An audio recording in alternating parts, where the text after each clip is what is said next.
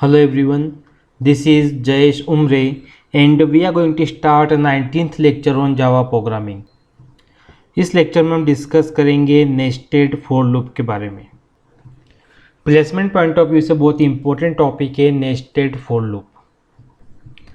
Previous lecture में हमने देखा था नेस्टेड ईफ के बारे में और हमने ये भी देखा था कि जब स्ट्रक्चर के अंदर कोई स्ट्रक्चर आता है वो कहलाता है नेस्टेड। ओके, सो ठीक जिस तरह से ईफ कंडीशन के अंदर हमने नेस्टेड ईफ के बारे में स्टडी किया था, ठीक उसी तरीके से नेस्टेड फॉर लूप भी होता है। मीन्स फॉर लूप के अंदर फॉर लूप वो कहलाता है nested for loop. For example मान लीजिए कि एक फॉर लूप हमारे पास है। ओके, इस फॉर लूप के अंदर एक और फॉर लूप है। सो ये जो फॉर लूप है inside another for loop, this is known as nested for loop. अब हम नेस्टेड फॉर लूप को एग्जाम्पल की मदद से समझ लेते हैं। फॉर एग्जाम्पल मान लीजिए कि हमने एक फॉर लूप यहाँ पे बनाया। ओके, हमने यहाँ पुट किया integer i equals to 1, i should be less and equals to 3, then i plus plus. ठीक, सिंपल सा फॉर लूप है। यहाँ पर हमने प्रिंट करवा दिया system dot out dot print LN के अंदर जयेश। अब यदि मैं इस फॉर लूप को देखूं तो इस फॉर लूप को देख के हमको मालूम पड़ रहा है कि जो जयेश है वो कितनी बार प्रिंट होगा, वो 3 टाइम प्रिंट होगा, 1, 2 एंड 3 पे। मीन्स जयेश एक बार i इक्वल टू 1 पे प्रिंट होगा, देन i इक्वल टू 2 पे प्रिंट होगा, देन i इक्वल टू 3 पे प्रिंट होगा। अब हम क्या करते हैं कि इस फॉर लूप के ऊपर एक और फॉर लूप ले लेते हैं। यहाँ मैंने लिखा integer j equal to 1, j should be less and equal to 2, then j plus plus. Okay, इस फॉर लूप की हमने बॉडी बना दी। अब यदि हम लोग देखें जो ब्लू कलर में मैंने फॉर लूप बनाया है उसके अंदर येलो कलर वाला फॉर लूप है, तो येलो कलर में जो फॉर लूप हमने यहाँ पे लिखा है वो फॉर लूप क्या कहलाएगा, नेस्टेड फॉर लूप। अब आखिर इस फॉर लूप की वर्किंग कैसी होगी। अब इस केस में जयेश कितनी बार प्रिंट होगा, बिकॉज 2 फॉर लूप के अंदर हमने जयेश को पुट किया है। सो हम इसको कुछ इस तरह से समझते हैं, जब j इक्वल टू 1 रहेगा, ओके, फॉर लूप चलेगा, उस समय जो येलो वाला फॉर लूप है वो कितनी बार चलेगा, i इक्वल टू 1 पे चलेगा, i इक्वल टू 2 पे एंड i इक्वल टू 3 पे। ओके, और जब j इक्वल टू 2 होगा अगेन अंदर वाला फॉर लूप येलो कलर वाला चलेगा कब, i इक्वल टू 1 पे, i इक्वल टू 2 पे एंड i इक्वल टू 3 पे। ओके, तो यदि हम लोग देखें जब ब्लू वाला फॉर लूप 1 टाइम चलता है तो येलो वाला फॉर लूप 3 टाइम चलता है, क्योंकि हम कोड के अंदर ही देख रहे हैं जब फॉर लूप चलेगा तो अंदर वाला जो कोड है ये कितनी बार चलेगा, क्योंकि ये भी क्या फॉर लूप ही है और ये फॉर लूप 3 टाइम चलने वाला है। तो यदि हम देखें जयेश कितनी बार प्रिंट होगा, यहाँ पर 3 टाइम प्रिंट होगा और यहाँ पर भी 3 टाइम प्रिंट होगा, टोटल 6 टाइम प्रिंट होगा। अब इसी कोड को हम कमांड प्रॉम्प्ट की मदद से रन करके देखते हैं। सो एक क्लास हम यहाँ पे बनाते हैं, उस क्लास को मैं नाम दे दिया 19। क्लास की बॉडी यहाँ पे रख देते हैं जैसा कि हमको रखना पड़ता है। Now main function public static void main, then string args, ये मेन फंक्शन हमने यहाँ पे रख दिया और मेन फंक्शन की बॉडी हमने यहाँ पे क्रिएट कर दी। अब हमको नेस्टेड फॉर लूप देखना है। ओके, सो पहले हम क्या करते हैं, वो फॉर लूप प्रिंट करते हैं जो हमने येलो कलर में अभी बनाया था। For integer i equal to 1, i should be less and equal to 3, then i plus plus. i plus plus means i equals to i plus 1। और हमने यहाँ पे क्या प्रिंट किया था, system dot out dot print LN, हमने print किया था जयेश।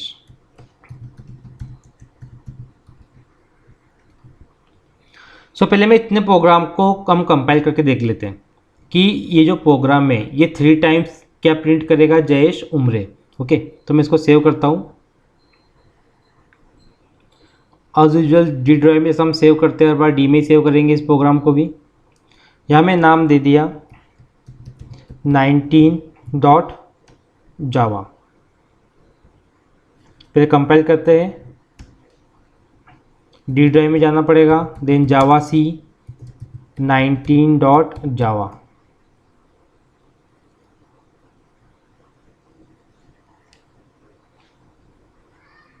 कोई एरर नहीं, कंपाइल हो गया है, रन करते हैं 19। यदि हम लोग देखें तो यहाँ पर JS उम्रे 3 टाइम्स प्रिंट हो रहा है, लेकिन फॉर लूप का यूज़ तो हम देख चुके थे प्रीवियस लेक्चर में। हमें क्या करना है, नेस्टेड फॉर लूप का यूज़ देखना है। तो मैं यहाँ पर एक फॉर लूप और बनाता हूँ। ओके, फॉर लूप की बॉडी हमने यहाँ पे स्टार्ट की और अनदर फॉर लूप को इस फॉर लूप के अंदर पुट कर दिया। देन यहाँ पर हम एक वेरिएबल बनाते हैं, j = 1 मैंने कर दिया, then j should be less and equal to 2 हमने यहाँ पे कर दिया, देन j++। ओके, अब कुछ नहीं, हमने एक फॉर लूप के अंदर अनदर फॉर लूप को रखा है, मीन्स नेस्टेड फॉर लूप को। अब मैं इस प्रोग्राम को सेव करता हूँ। JS उम्र कितनी बार प्रिंट होना चाहिए, 6 टाइम प्रिंट होना चाहिए। देख लेते हैं कि प्रिंट होता है कि नहीं। जावा सी 19 डॉट जावा, कंपाइल किया हमने, कंपाइल हो गया जावा 19। यदि हम लोग देखें तो JS उम्र यहाँ पर प्रिंट हो रहा है 6 टाइम्स, 1 2 3 4 5 6। क्यों? बिकॉज यदि हम फॉर लूप को देखें, एक फॉर लूप ऊपर था, अनदर फॉर लूप इसके अंदर था। सो जो अंदर वाला फॉर लूप है ये कितने टाइम्स रन होगा, इसके अंदर जो भी कोड है 3 टाइम्स, और जो ऊपर वाला फॉर लूप है ये कितने टाइम्स रन होगा, 2 टाइम्स। लेकिन जब ये फर्स्ट टाइम रन होता है तो अंदर वाला फॉर लूप 3 टाइम्स रन होता है। देन जब ये सेकेंड टाइम रन होता है तो अंदर वाला फॉर लूप 3 टाइम्स रन होता है। आई थिंक आपको यहाँ पे फॉर लूप को, नेस्टेड फॉर लूप का कॉन्सेप्ट क्लियर हो गया होगा। अब हम क्या करते हैं कि एक फॉर लूप और रख देते हैं। ओके, मैं एक अनदर फॉर लूप यहाँ पे बना रहा हूँ, 4। ओके, और इस फॉर लूप की बॉडी में आई वाले फॉर लूप को हमने रख दिया। अब 3 फॉर लूप का हम यूज़ कर रहे हैं। ओके, यहाँ मैंने वेरिएबल क्रिएट किया, integer k = 1, then k less and equal to 2, then k++। Okay, इसको हम सेव करते हैं। अब ये कितने टाइम प्रिंट होगा हम कैलकुलेट कर सकते हैं, ठीक। बट मैं यहाँ पे इसको रन करके देता हूँ, जावा सी 19 dot Java. Means for loop के अंदर फॉर लूप होता है कि नहीं, हम ये चीज़ को भी यहाँ पे क्लियर कर लेते हैं। यदि हम लोग देखें ओके, तो नंबर ऑफ टाइम्स यहाँ पे JS में प्रिंट हो रहा है, और ये आपको कैलकुलेट करना है क्या कि कितने टाइम्स प्रिंट होगा। सिंपल हमें क्या करना है, देखिए हमें यहाँ पे क्या क्या था, जब j = 1 था, k = 1 चला, और i यहाँ पे 3 टाइम्स चला, 1 पे, 2 पे एंड 3 पे। फिर k = 2 पे i यहाँ पे 3 टाइम चला। फिर जब j = 2 था, k = 1 पे i यहाँ पे 3 टाइम चला, देन k = 2 पे i यहाँ पे 3 टाइम्स चला। सो 3 टाइम्स JS उम्र यहाँ पे प्रिंट हुआ, यहाँ पर प्रिंट हुआ, यहाँ पर प्रिंट हुआ एंड यहाँ पर प्रिंट हुआ। यदि हम सभी का सम करें तो 3 + 3 6 + 3 9 + 3 12, तो 12 टाइम यहाँ पे JS उम्र प्रिंट होना चाहिए। ओके, अब हम एक फॉर लूप को यहाँ से हटा देते हैं, एक single for loop, double for loop को यहाँ पे रखते हैं, एक ही नेस्टेड फॉर लूप हमारे पास में है। अब यदि इस प्रोग्राम के अंदर देखिए हम, ओके, अब हमको वेरिएबल के स्कोप के बारे में समझना है। जैसे आई की अगर मैं बात करूँ तो आई का यूज़ कहाँ पे कर सकते हैं हम लोग, ओनली इस नेस्टेड फॉर लूप के अंदर। इस आई का स्कोप ओनली इस फॉर लूप के अंदर ही है, और ये जो जे वेरिएबल है इसका स्कोप कहाँ पे है, इस फॉर लूप के अंदर, जो आउटर फॉर लूप है। ओके, अब मैं क्या करता हूँ कि आई को यहाँ पे यूज़ करके देखता हूँ। ठीक, हमने यहाँ पे क्या किया, system.out.println, यहाँ पर हम लोग प्रिंट करवा देते हैं आई को। लेकिन अगर हम ध्यान से देखें तो नेस्टेड फॉर लूप कहाँ पे एंड हो रहा है, यहीं पे नेस्टेड फॉर लूप एंड हो रहा है। ओके, बिकॉज यहाँ पे नेस्टेड फॉर लूप स्टार्ट हुआ था, यहाँ पे एंड हो रहा है। डेट मीन्स आई भी यहीं पे एंड हो रहा है, तो फिर आई प्रिंट होता है कि नहीं देख लेते हैं। जावा सी 19 डॉट जावा, अगर हम लोग देखें तो यहाँ पर हमको एक एरर मिल रहा है, okay, can not find symbol I. जो आई है वो फाइंड आउट नहीं कर पा रहा है कंपाइलर। आखिर क्यों फाइंड आउट नहीं कर रहा है?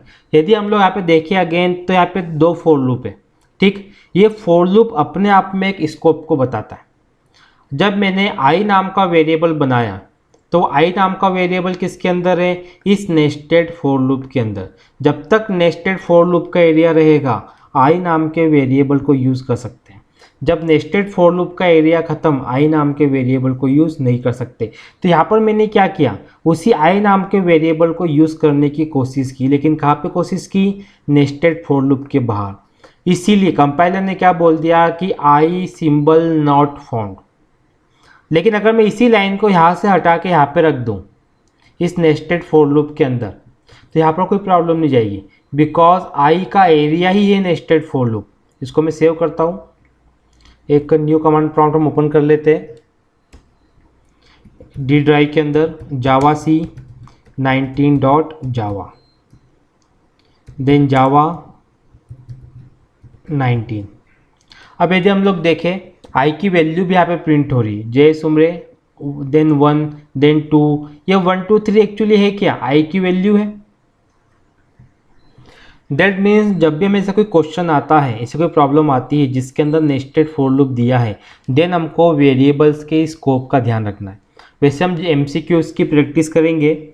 ओके, अब यदि मैं यहाँ पर देखूँ, ये जो जे नाम का वेरिएबल है इसका स्कोप कहाँ पे है, इस फॉर लूप के अंदर, जो कि आउटर फॉर लूप है, और इस आउटर फॉर लूप के अंदर नेस्टेड फॉर लूप भी है। दैट मीन्स जे को हम नेस्टेड फॉर लूप के अंदर भी यूज़ कर सकते हैं। जैसे मैं यहाँ पर करके देखता हूँ। ओके, यहाँ पर हम लोग प्रिंट करते हैं system.out.println में जे को प्रिंट करते हैं, और जे कहाँ पे डिक्लेयर किया गया है, आउटर फॉर लूप के अंदर। इसको हमने सेव किया, कमांड प्रॉम्प्ट पे गए, जावा सी 19.java, देन जावा 19। यदि हम देखें तो जे की वैल्यू भी यहाँ पे प्रिंट हो रही है। जब 3 टाइम्स जे सुमरे प्रिंट हुआ उस समय जे की वैल्यू कितनी थी, 1। जब अनादर 3 टाइम्स जे सुमरे प्रिंट हुआ तब जे की वैल्यू कितनी थी, 2। सो फॉर लूप के केस में हमको वेरिएबल के स्कोप के बारे में क्लियर हो गया। बट अब यदि मान लीजिए कि जो इंटीजर आई है, ओके, उसको हमने यहाँ पे डिक्लेयर कर दिया और फॉर लूप में से हटा दिया। हमने डिक्लेयर कहाँ पे किया इस बार आई को, सभी फॉर लूप के बाहर। डेट मीन्स इस आई का स्कोप कहाँ पे है, पूरे के पूरे मेन फंक्शन के अंदर। मेन फंक्शन के अंदर कोई भी मेंबर वेरिएबल आई को यूज़ कर सकता है। ओके, अब मैं क्या करता हूँ कि जो आउटर फॉर लूप के अंदर है उसके अंदर आई की वैल्यू को प्रिंट करके देखते हैं।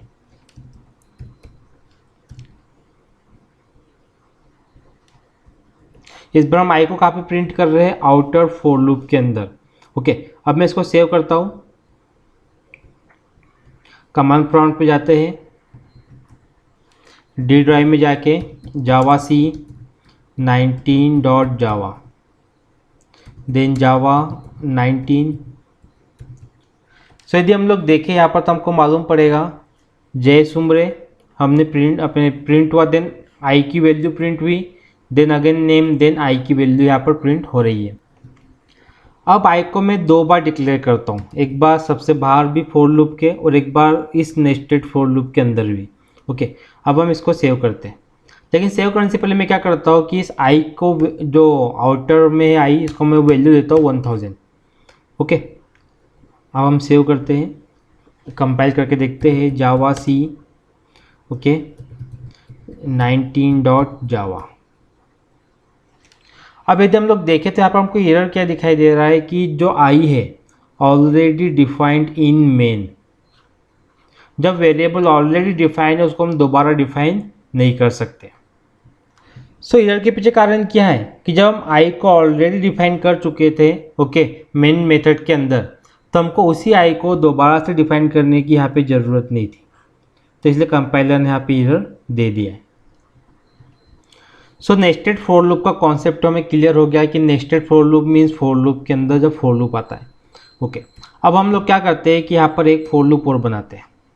मैंने यहाँ पे एक फॉर लूप क्रिएट किया और हमने यहाँ पे शो कर दिया integer I equals to, sorry इस बार आई नहीं, आई क्यों नहीं ले रहे, हमको अब समझ में आ गया होगा। ओके, कि एरर आ जाएगा उससे, then K is less and equal to 3, then K plus plus. Okay, और यहाँ पर हमने प्रिंट कर दिया system.out.println, और यहाँ पर हमने वैल्यू प्रिंट कर दी के। देखिए इस बार भी 2 फॉर लूप है, लेकिन इस फॉर लूप का जहाँ पे वेरिएबल जे है अलग स्कोप है, इस फॉर लूप का स्कोप अलग है, दोनों फॉर लूप अलग अलग है। इस बार हमने नेस्टेड फॉर लूप का यूज़ नहीं किया। Number of for loop more than 1 है, लेकिन यहाँ पर नेस्टेड फॉर लूप नहीं है।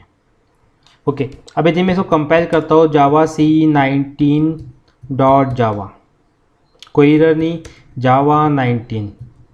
ओके, कंपाइल हो गया। अगर हम लोग यहाँ पर देखें तो जो ऊपर के 1 2 है ये बता रहे हैं जे की वैल्यू को, और नीचे वाले 1 2 3 बता रहे हैं के की वैल्यू को। सो आफ्टर फॉर लूप अब नेक्स्ट लेक्चर में हम डिस्कस करेंगे व्हाइल लूप के बारे में। आई होप आपको आज का लेक्चर क्लियर हो गया होगा। Thank you for watching.